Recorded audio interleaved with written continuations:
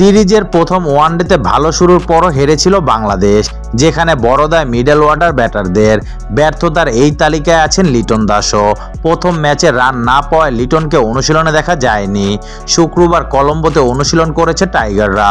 One day স্কোয়াডে থাকা সব ক্রিকেটাররাই অনুশীলনে ছিলেন, দেখা যায়নি শুধু লিটনকে। ঠিক কী কারণে অনুশীলনে ছিলেন না এই উইকেটকিপার ব্যাটার সেটা অবশ্য জানা যায়নি। লিটন না থাকলেও এদিন অনুশীলন করেছিলেন রিশাদ হোসেন। অসুস্থ থাকার কারণে প্রথম ওয়ানডেতে খেলতে পারেননি এই লেগ স্পিনার, তবে দ্বিতীয় ওয়ানডের আগে তিনি সুস্থ হয়ে উঠেছে। আজকের ম্যাচে তাকে একাদশে দেখা যেতে পারে।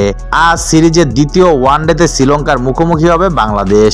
কলম্বোতে ম্যাচটি শুরু হবে বাংলাদেশ সময় বিকেল 3টায়।